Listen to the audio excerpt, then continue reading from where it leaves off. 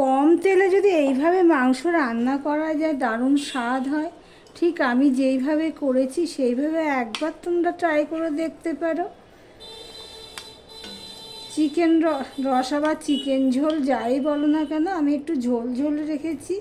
এই 2 পিস মাংস আর একটু ঝোল দিয়ে পুরো ভাতটা খাওয়া হয়ে যাবে। তাহলে আমি কিভাবে করলাম প্লিজ বন্ধুরা দেখতে থাকো, স্কিপ করো না, একটা লাইক দিয়ে শুরু করো। নমস্কার বন্ধুরা, আপনারা দেখছেন কুকিং হাউস অফ অনিমা। টাইটেলে থাম্বনেল দেখে তো বুঝেই গেছে আজকে কী রান্না করব। হ্যাঁ, আজকে চিকেন রান্না করব। তার জন্য দেখো এখানে 500 গ্রাম চিকেন নিয়ে নিয়েছি। এটা পরিষ্কার করে ধুয়ে নিয়ে এসেছি। এটা আমি এবার ম্যারিনেট করব। প্রথমে আমি 100 গ্রামের মতন দই দিয়ে দিচ্ছি। এটা আমার ঘরে পাতা দই। দিয়ে দিলাম আদা, দিয়ে দিলাম গোলমরিচের গুঁড়ো 1/2 চামচ,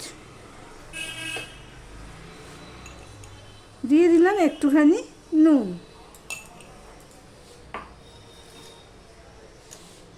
দিয়ে দিলাম হলুদ অল্প একটুখানি, দিয়ে দিলাম অল্প একটুখানি তেল, 1 চামচের মতো আমি তেল দিয়ে দিলাম। এবার সম্পূর্ণটা আমি ভালো করে মাখিয়ে নেব।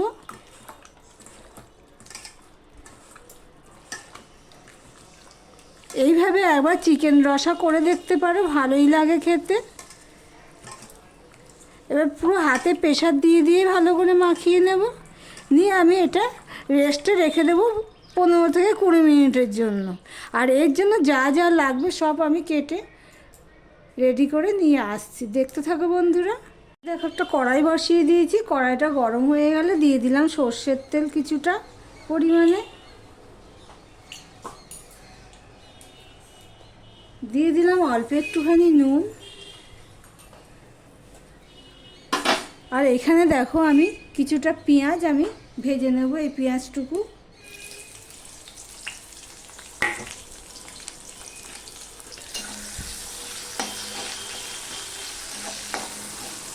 আমি পেঁয়াজ ভেজে তুলে নিয়েছি। এবার যা তেল আছে এতেই মাংসটা বসিয়ে দেব। সবার প্রথমে আমি একটা লঙ্কাকে 2 টুকরো করে দিয়ে দিলাম। দিয়ে দিলাম গোটা গরম মশলা, দিয়ে দিলাম তেজপাতা। আর এখানে দেখো আমি পেঁয়াজ নিয়ে নিয়েছি আর রসুন কুচি করে নিয়ে নিয়েছি।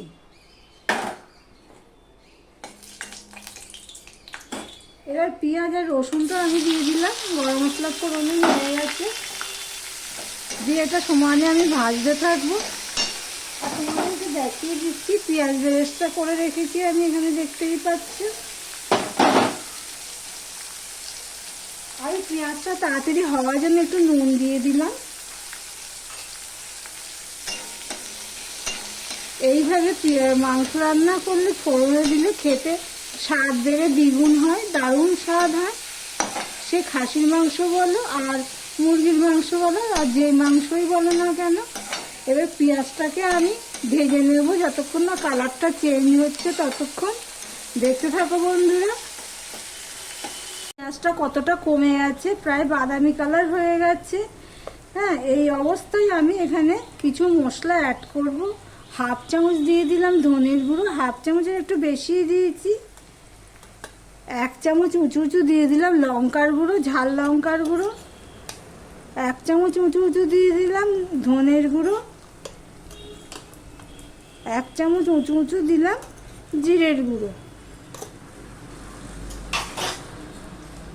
এবার দিয়ে দিলাম আদা, 1 চামচ আদা পেস্ট দিয়ে দিলাম। এবার মশলাটা কষানোর জন্য আমি একটু জল দিয়ে দেব। এই পর্যন্ত যারা ভিডিওটি দেখছো লাইক দাওনি, চট করে একটা লাইক দিয়ে কন্টিনিউ করো। আর যারা নতুন বন্ধু ভিডিওটি দেখছো এখনো পর্যন্ত সাবস্ক্রাইব করোনি তাদেরকে বলবো সাবস্ক্রাইব করে পাশে থাকার জন্য। এবার মশলাটা আমি ভালো করে কষিয়ে নেব, দেখতে থাকো বন্ধুরা। প্লিজ স্কিপ করো না, তাহলে বুঝতে পারবে না আমি কি দিচ্ছি এরপরে। দেখো বন্ধুরা মশলাটা প্রায় কষানো হয়ে গেছে, তেল ছাড়তে শুরু করেছে মশলার গায়ের থেকে। এই দেখো তেল ছাড়তে শুরু করেছে। এই অবস্থায় আমি ম্যারিনেট করে যে চিকেনগুলো রেখেছিলাম সেগুলো আমি দিয়ে দিচ্ছি। দিয়ে মশলার সাথে আমি সম্পূর্ণটা ভালো করে মিশিয়ে নেব। দেখো পুরো ভালো করে মিশিয়ে নিতে হবে। আমি তো পেঁয়াজ নরম হওয়ার জন্য পেঁয়াজ ভাজার সময় তখন নুন দিয়েছি, আর ম্যারিনেট করার সময় নুন দিয়েছি। মশলার সাথে আমি নুন দিইনি, নুনটা আমি পরে বুঝে দেব। দেখো সম্পূর্ণটা মেশানো হয়ে গেছে। এবার আমি ঢাকা দিয়ে দিয়ে আমি চিকেনটা কষাতে থাকবো। দেখতে থাকো বন্ধুরা। দেখো মাংসের থেকে কতটা জল বেরিয়েছে, দই দেওয়া ছিল তো সেই জন্য। এবার সমানে এইভাবে নাড়তে নাড়তে আমি ভালো করে কষিয়ে নেব। প্রায় 5 মিনিট ঢাকা দেওয়া ছিল, মাঝে 2-3 বার এসে আমি এইভাবে নেড়ে দিয়েছিলাম। এবার আমি আর ঢাকা দেব না, মাংসটা তো ঢাকা দিয়েছিলাম সিদ্ধ হয়ে যাওয়ার জন্য। এবার ঢাকা দিলে মাংসটা ঘেঁটে যাবে। এবার আমি মাংসটা এইভাবে কষিয়ে নেব, ঠিক এইভাবে। ভিডিওটি দেখতে থাকো প্লিজ। দেখো মাংসটা সিদ্ধ হয়ে গেছে, মশলা তো তখনই কষানো হয়ে গেছে। এবার এর মধ্যে আমি অল্প একটু জল দিয়ে দেব, না ঝোল না রসা টাইপের। জল দিয়ে এবার মাংসটা আমি 2 মিনিটের মতন ফুটিয়ে নেব। আমি কিন্তু ঢাকা দেবো না, কেননা মাংসটা সিদ্ধ হয়ে গেছে। মুরগির মাংস তো এমনিতেই নরম, সিদ্ধ হয়ে গেছে। এবার আমি 2 মিনিটের মতন ফুটিয়ে নিচ্ছি, তারপর ফিরে আসছি। সঙ্গে থেকো বন্ধুরা। 2 মিনিট ফুটিয়ে নিয়েছি গরম জলটা দিয়ে। এবার দিয়ে দিচ্ছি অল্প একটু চিনি, দিয়ে দিলাম গরম মশলা 1/2 চামচের মতো, 1/2 চামচেরও কম, ছোটো চামচ, 4 চামচে 1 চামচ মানে 1/4, মানে 4 ভাগের 1 ভাগ গরম মশলা দিয়ে দিলাম ঘি। আমি না অফ ক্যামেরাতে নুনটা টেস্ট করে নিয়ে আমি নুন দিয়ে দিচ্ছি, টেস্ট অনুযায়ী নুন দিয়ে দিয়েছি।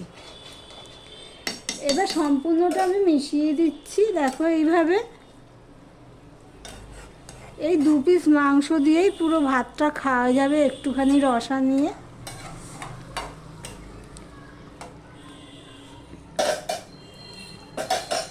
এবার দেখো আমি যে পেঁয়াজ বেরেস্তা করে রেখেছিলাম সেই পেঁয়াজ বেরেস্তাগুলো আমি দিয়ে দিচ্ছি।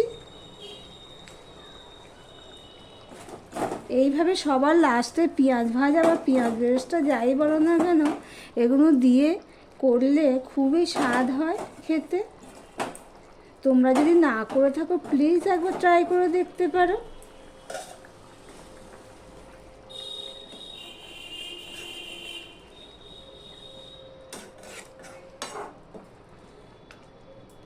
তাহলে আজকের মতন এখানেই ভিডিওটা শেষ করলাম। আবার অন্য কোনো রেসিপি নিয়ে চলে আসবো। সঙ্গে থেকো বন্ধুরা।